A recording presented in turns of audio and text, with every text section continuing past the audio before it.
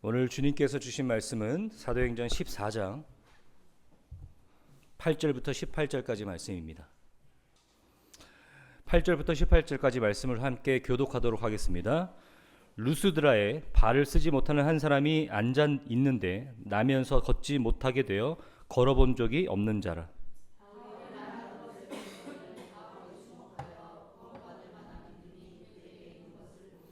큰 소리로 이르되 내 발로 바로 일어서라 하니 그 사람이 일어나 걷는지라.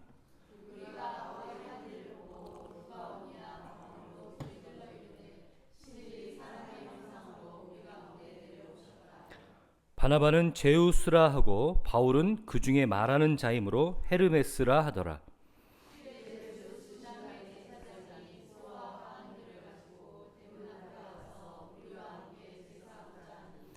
두 사도 바나바와 바울이 듣고 옷을 찢고 무리 가운데 뛰어들어가서 소리질러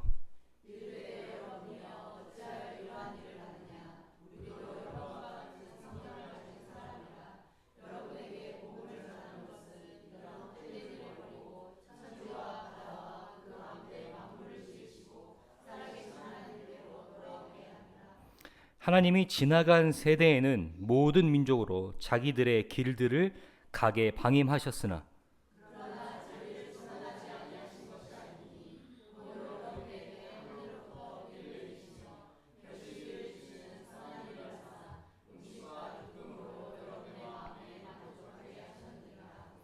이렇게 말하여 겨우 무리를 말려 자기들에게 제사를 못하게 하니라.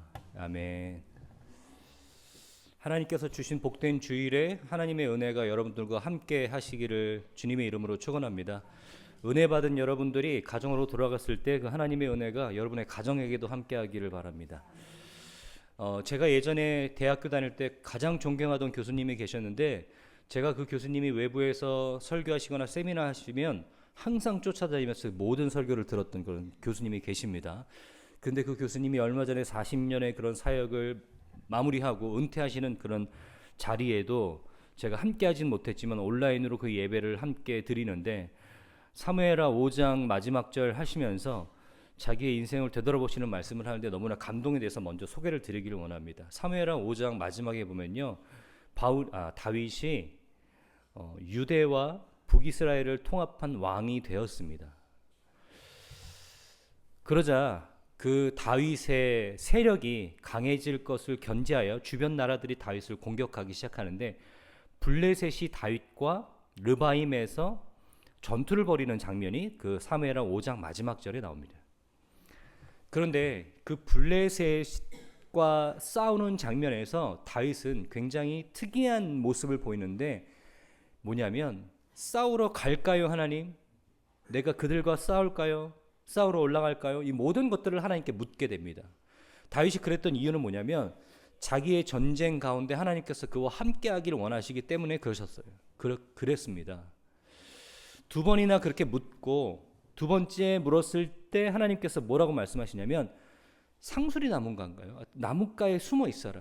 그 숲 저편에 숨어 있다가 그 나무 꼭대기로 그 적군들의 군사들의 발소리가 들리면 가서 쳐라 이렇게 말씀하시는 거예요. 그럼 내가 먼저 가서 그들과 싸우겠다라는 하나님의 말씀이었거든요. 내가 그들과 싸우면 너는 뒤따라와서 그 전투에 합류해라 이런 이야기입니다. 그 교수님께서 이 말씀을 인용하시면서 자기 사역의 40년을 되돌아보시는 거예요. 자기는 40년 동안 열심히 봉사하고 헌신하면서 하나님의 일을 감당했다고 생각했는데 40년을 되돌아보니 하나님께서 먼저 가신 길을 자기는 그저 대밟으며 따라갔던 것뿐이었더라라고 고백하시는 거예요. 자기는 하나님께서 주신 말씀과 명령대로 순종하면서 개척자의 삶을 살았다고 생각했는데 되돌아보니까 하나님께서 먼저 가셨더라. 나는 그저 하나님께서 그저 그때마다 주시는 은혜와 말씀으로 쫓아가는 것뿐이었더라 라고 말씀하시는 거예요. 너무나 감동이 되더라고요. 하나님께서 다 나를 향한 계획이 있으셨고 길을 닦아 놓으셨으며 그저 나는 그 뒤를 밟을 뿐이었다. 제 짧은 사역의 인생도 되돌아보니까 정말 그런 것 같습니다. 왜 그땐 몰랐지? 왜 그때는 나 혼자 고군분투하는 것 같았고 나 혼자 외롭게 싸우는 것 같았는데 되돌아보니까 하나님께서 예비하신 길을 그저 쫓아갔던 것뿐이야.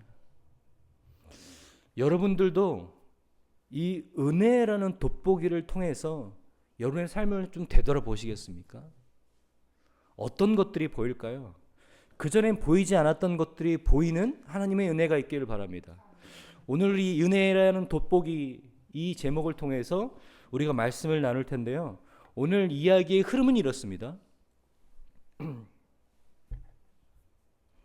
비시디아 안디옥과 이고니온을 통해서 오늘 루스드라라는 지역으로 오게 됩니다. 비시디아 안디옥과 이고니온, 바울의 1차 선교 여행을 이야기합니다. 안디옥 교회에서 파송되어 1차 선교 여행을 지금 진행하고 있는 중에 그전에는 비시디아 안디옥, 그 다음에는 이고니온 거쳐서 오늘 루스드라라는 지역에 됩니다. 근데 이 루스드라라는 지역에 보니까 특이한 장면이 연출되는데 뭐냐면 이전에 없었던 모습들이 연출되고 있습니다. 이전에는 비시디아 안디옥이라든지 바울이 선교 여행을 가게 되면 주로 어디서 활동하냐면 회당에서 설교를 하기 시작합니다. 회당에서 설교를 합니다. 회당에 많은 사람들이 모여 있기 때문이죠. 흩어져 있는 유대인들뿐만 아니라 그 유대인들로 말미암아 전도받은 많은 유대교 신자들 또는 크리스찬들이 모여 있는 곳이 회당이었습니다. 그렇기 때문에 회당에 가서 많은 사람들 앞에 강론하고 설교를 했습니다. 그런데 오늘 루스드라라는 지역을 보니까요, 바울이 회당에 들어가서 그 사람들과 함께 강론하지 않았다 이렇게 얘기해요. 그 이야기는 뭐냐면 흩어져 있는 유대인들이 그 마을에 남자만 10명 있을 때 공동체라고 인정이 되어 회당을 짓게 됩니다. 그러니까 루스드라라는 지역은 유대인 성인 남자가 10명도 있지 않은 지역이라는 거예요. 여기에 얼마나 적은 유대인들이 있었는지 모르겠지만 아주 극소수의 유대인들만 있었고 대부분은 이방인들이 사는 지역입니다. 여러분 이전까지 비시디아 안디옥까지는요 대부분이 유대인들이었어요. 그래서 회당에서 이야기할 수 있었는데 오늘부터는요 정말 이방인들 앞에서 복음을 전하게 되는 장면을 여러분이 보게 되는 겁니다. 순수 이방인들만 있을 수도 있는 거예요. 그런데 여기서도 복음이 그들 안에 들어갔을 때 말하자면 충돌이 일어나게 됩니다. 그럼 되돌아보죠. 비시디아 안디옥 같은 유대인들이 주축이었던 지역에서 복음이 들어가면 어떤 충돌이 일어났죠? 그들이 가지고 있는 율법주의와 충돌이 일어났습니다. 유대사상, 그들이 이제까지 지키고 있었던 그 전통과 복음이 들어가자 충돌이 일어납니다. 정확하게 표현하면 충돌입니다. 그들은 이것인 줄 알았는데 바울이 전하는 복음은 전혀 다른 것이었어요. 그러다 보니 이 유대주의자들, 이 율법주의자들은요 복음이 자기에게 충돌한다고 느껴졌을 겁니다. 그래서 그날부터 바울과 일행들을 쫓아다니면서 모함하고 돌로 치려 합니다. 오늘 이 이야기 끝에는요 결국 그 비시디아 안디옥과 이고니온에서 온 유대주의자들로 인해서 유대인들로 인해서 바울이 죽을 정도로 돌을 맞습니다. 얼마나 강한 충돌이 그들에게 일어나는지 아시겠죠? 그런데 유대인들뿐만 아니라 오늘 이방 지역에서 복음이 들어갔을 때도 충돌이 일어나게 됩니다. 오늘은 어떤 충돌이 일어났을까요? 한번 이야기를 들어가 보겠습니다. 바울이 바나바와 함께 루스드라로 전도하는데 기적이 일어났습니다. 예전에도 선교 지역에서 많은 기적이 일어나는데 오늘 이 본문에는요 특별히 어떤 기적이 일어났다고 구체적으로 언급하고 있는데 바로 나면서부터 걷지 못한 사람이 일어나게 됐다라고 표현하고 있습니다. 그런데 바울이 주목하는 것은 그것뿐만 아니라 구원받을 믿음이 그에게 있는 것을 보고 말씀을 그에게 전파합니다. 그리고 일어나 걸으라 하니까 그 사람이 기적처럼 일어나 걷게 됩니다. 여러분, 이 장면은요, 예수님 때부터 사도행전까지 심심치 않게 일어났던 일입니다. 그런데 오늘 루스드라 지역에 있는 사람들은 처음 보는 장면이죠. 나면서부터 걷지 못했던 사람이 일어난다라는 것은 굉장히 센세이션한 일이었습니다. 그들에게. 그들이 얼마나 충격을 받았는지 자기도 모르게 루가오니아 방언으로 소리를 질렀대요. 여기는 헬라 지역이거든요. 그러니까요, 라틴어를 썼을 거라고 예상이 돼요.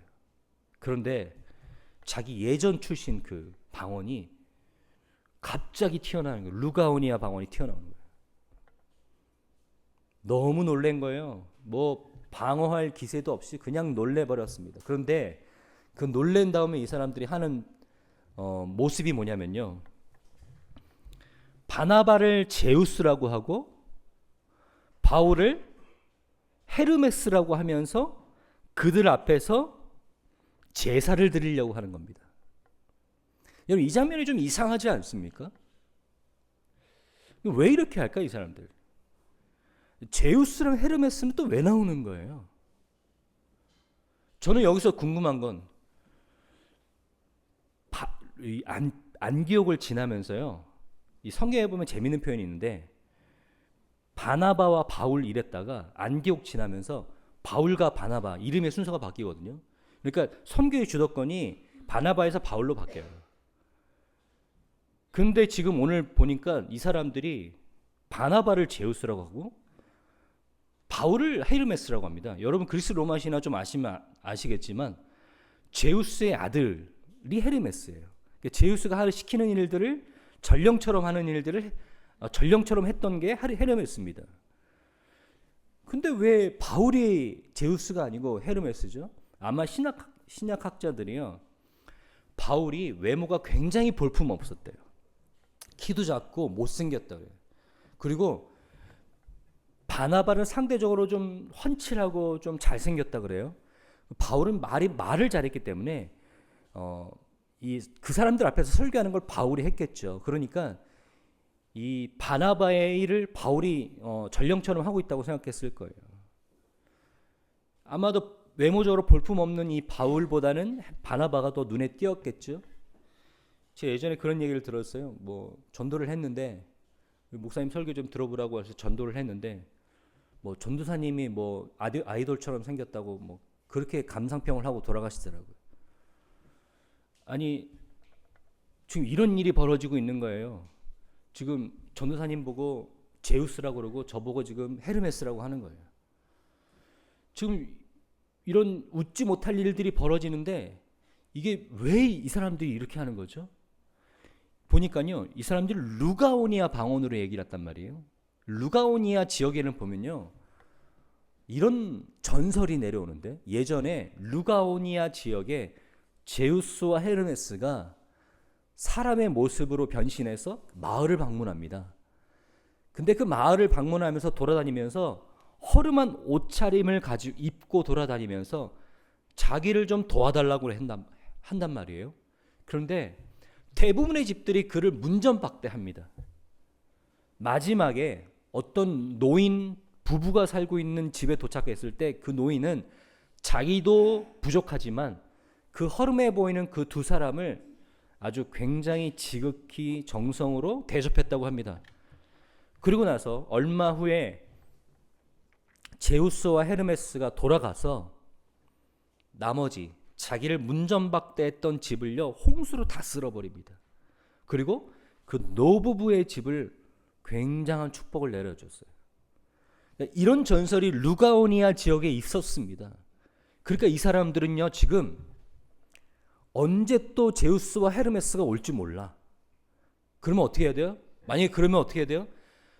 지극한 정성으로 그들을 대우해 줘야 됩니다. 예전에 그랬던 전설이 있기 때문에. 여러분 근데 참 웃기죠. 아마 홍수가 났을 겁니다. 진짜 났을 거예요. 그런데 신기하게도 그 노부부 집만 빼고 다 홍수에 잠겼겠죠. 그러니까 사람들이 뭘 만들어내죠? 전설을 만들어내죠. 막 그런 전설이었겠죠. 그러니까 지금 바울과 바나바가 굉장히 신기하고 초월적인 일을 한단 말이에요. 자기도 본 적 없는 그런 굉장히 초자연적인 일들을 지금 그들의 눈앞에서 하니까요. 지금 이런 일들은 누구만 할 수 있는 거예요? 신만 할 수 있는 거예요. 그러니까 이 사람들은 제우스와 헤르메스라고 생각했을 겁니다. 그래서 막 제사를 드리려고 합니다. 그러니까요. 바울과 바나바가 옷을 찢으면서 말립니다. 여러분들 그러지 마십시오. 저도 여러분들과 똑같은 인간입니다. 저를 섬기지 마십시오라고 얘기합니다. 여러분, 저는 이런 장면들이 초대교회 바울의 1차 선교 여행뿐만 아니라 그 이후에도 벌어지는 많은 선교 지역에서도 비슷하게 벌어지고 있는 장면을 목격할 때가 있습니다. 비복음화되어 있는 미개척 지역은요, 복음이 들어가기 전에는 그들이 가지고 있는 신앙이라는 게 있습니다. 그걸 우리는 샤머니즘이라고 하죠. 전설, 여러 가지 이야기들이 짬뽕되어 있는, 그들의 문화와 종교가 짬뽕되어 있는 그런 샤머니즘이 있습니다. 그러면 복음이 들어가게 되면 사실 그들이 갖고 있는 그런 종교와 샤머니즘과 충돌되게 되어 있어요. 충돌되게 되어 있다고요. 그러면 그 선교 지역에서 어떤 사역을 하는 사람들이 가장 눈에 띄느냐? 바로 소위 말해 이런 초자연적인 현상을 통해서 사역을 주도하려고 하는 사람들, 사역의 모습을 보이려고 하는, 증명하려는 사람들. 어떤 미개척 지역의 선교 지역으로 열리게 되면요, 가슴 아픈 현실이지만 누가 먼저 들어가느냐? 복음의 변방 지역에서 활동하고 있었던 그 은사주의자들이 가장 먼저 들어갑니다. 왜냐하면요, 한국만 돼도요, 그런 비성경적인 은사주의자들은 아직 지금도 활동하지 못해요. 대번 사람들이 압니다. 저 사람들은 좀 뭔가 이상하다. 그런데요, 미개척 지역은요, 그런 분별력이 없어요. 그 사람들이 들어가서 금리빨로 만들어버리고 막 앉았던 사람 막 이러면요, 사람들이 눈이 돌아요. 그러면 그때부터 기독교는 그런 종교가 되어버립니다.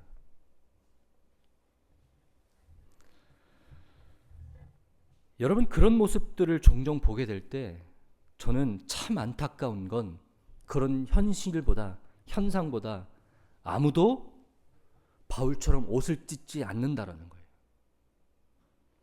아무도 바울처럼 옷을 찢지 않아요. 아니, 여러분들이 주목해야 될 건 그게 아닙니다. 지금 안진뱅이가 일어난 그 초자연적인 현상에 여러분들 매료되지 마십시오.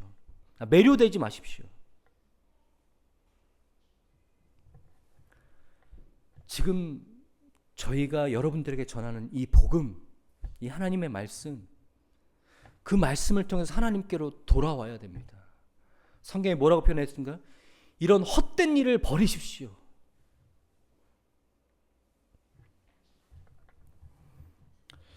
여러분, 정말로 우리가 주목해야 될 것은 무엇일까요? 저한테 그런 은사도 없지만 제가 오늘 여기서 병든 자들 막 일으키고 막 눈먼 자들 눈뜨게 하고 이러면요, 금방 소문납니다.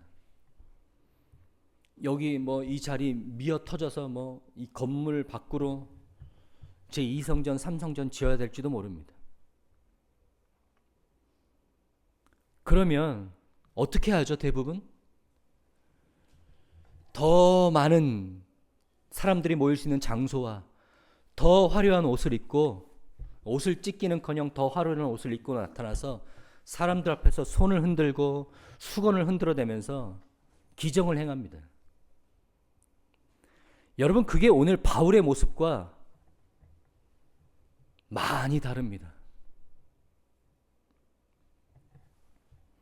여러분, 왜 바울이라고 그런 유혹이 없었겠습니까?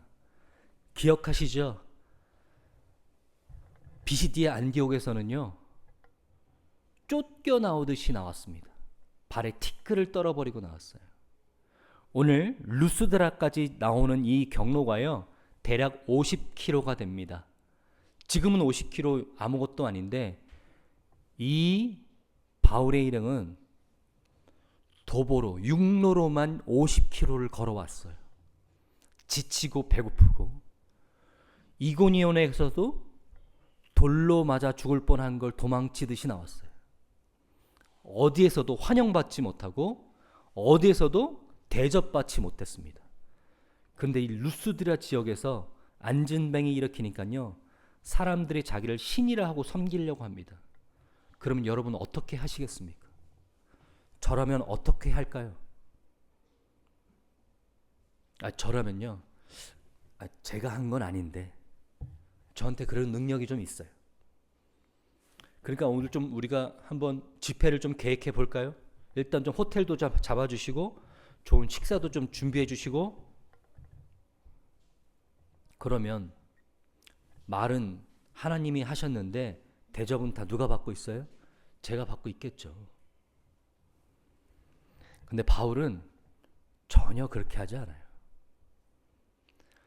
옷을 찢는 거니까요. 이게 지금 무슨 분노를 조절하지 못한 걸까요? 갑자기 옷을 찢어요. 바울은요, 지금 이런 현상이 너무나 안타까워요. 너무나 안타깝다고요. 자기의 배고픔보다, 고된 여정보다, 환영받지 못했던 그 모습보다, 그 과거보다 자기는 지금 이 이방인들이 자기의 그 샤머니즘과 기독교를 짬뽕시켜서 괴물로 만들고 있는 거를 두고 볼 수가 없어요. 옷을 찢습니다. 이거 아닙니다. 이거 신앙 아닙니다. 이거 복음 아니에요. 그러면서 오늘 바울은 의미 있는 얘기를 합니다.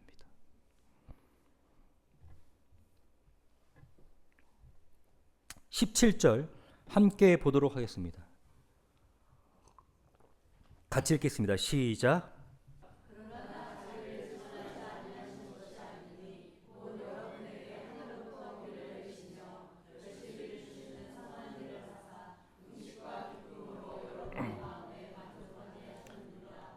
네, 바울이 지금 이야기하는 것은, 여러분, 이런 것들이 지금 하나님이, 신이 여러분들에게 임했다라는 증거, 신이 여러분들과 함께 한다라는 증거, 이런 것들로 삼지 마십시오. 하나님께서 여러분들과 함께 하신다라는 증거는 기적이 일어날 때, 병든 자가 치료됐을 때, 초자연적인 일이 일어날 때가 아니라 이런 일, 항상 여러분들에게 비를 주시고, 하늘로부터 비를 주시고 결실을 주시는 선한 일을 하셔서 음식과 기쁨으로 여러분들을 만족하게 하셨으니, 여러분들이 누리고 있는 이 모든 일상이 다 하나님의 은혜고 은총입니다. 여러분들이 누리는 이 모든 일상이 다 하나님의 은혜고 은총이고 섭리입니다. 다 하나님께서 여러분들과 함께 하신다라는 증거입니다. 여러분, 이런 일들이 그 사람들한테 그렇게 파격적으로 다가오지 않았어요. 그들에게 그렇게 그 귀에 그렇게 입맛에 당기는 말이 아니었어요. 그들은 바울이 아마 그 루스드라 지역에 들어갈 때도부터 알았을 거예요. 제우스 신당이 거기에 있거든요. 아주 샤머니즘적인 문화가 뿌리 깊은 마을이에요. 그들은 지금 뭘 바라고 있는 거예요? 신들이 그와 함께 한다면, 신이 우리에게 함께하고 우리에게 복을 내려주면 그건 곧 뭐예요? 초자연적인 현상으로 나타나야 되는 거예요. 그런데 바울은 뭐라고 얘기해요? 하나님이 우리와 함께하는 증거는 비를 주시고 양식을 주시고 때를 따라 우리에게 알맞는 우리의 일용할 양식을 주시고 도움을 주시는 그 하나님의 섭리고 은총이다. 근데 여러분, 이것들이 여러분들에게는 얼마나 은혜로 다가오십니까? 얼마나 아멘할 수 있는 일들입니까? 여러분, 이건 루스드라 지역에 있는 사람들만 그런 거 아닙니다. 예전에 출애굽한 백성들에게도 동일한 모습이 나타났어요.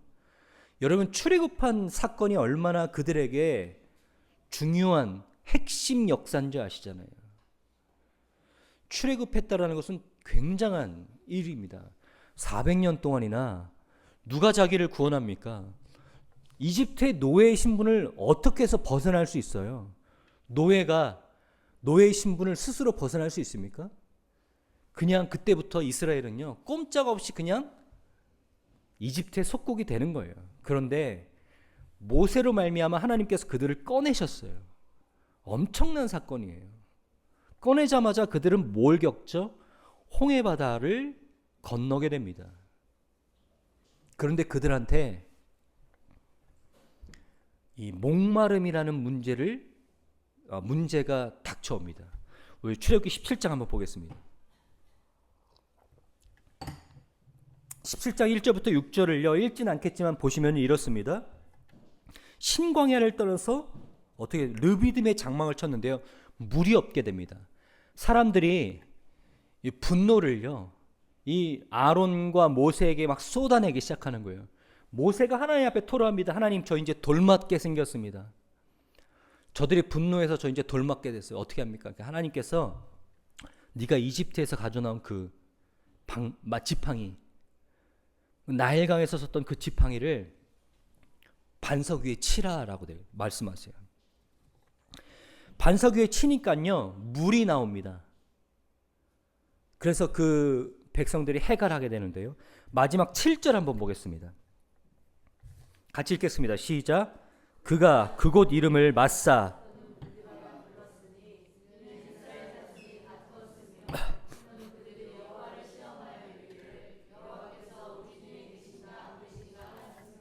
네, 그들이 여호와를 시험하는데 뭐 어떻게 시험했다고요? 우리 중에 계신가 안 계신가 시험했다고요.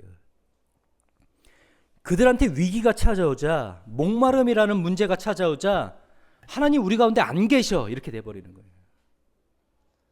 하나님 우리한테 안 계셔. 근데 여러분, 여러분 지금 이 사건이요, 출애굽기 17장입니다. 여러분 성경 잘 아시는 분들은 아시겠지만요, 지금 이들 가운데 어떤 일들이 나오고 있는지 아세요?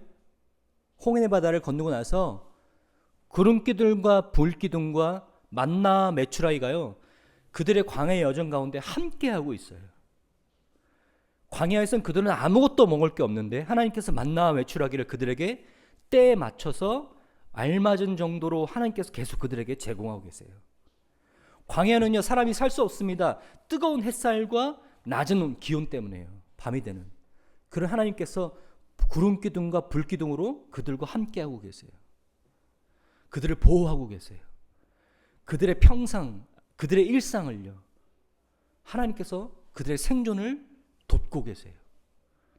이 모든 것들이 그들 가운데 제공되고 있어요. 그런데 그들이 목마름이라는 문제에 부닥치니까요, 하나님 우리 가운데 안 계신다라고 얘기하는 거예요. 여러분, 은혜의 돋보기를 가지고 여러분의 삶을 되돌아보세요. 여러분의 가정의 달입니다. 여러분의 가정을 되돌아보세요. 우리 자녀는 왜 그러지? 우리 남편은 왜 그러지? 불평할 것들만 떠올리지 않습니까? 그런데요, 여러분 지금 이런 가정도, 우리의 일상도, 우리의 이 모든 삶도 하나님께서 제공해 주시는 것도 우리가 누리고 그 은혜로 말미암아 살아내고 있다는 것을 아셔야 돼요.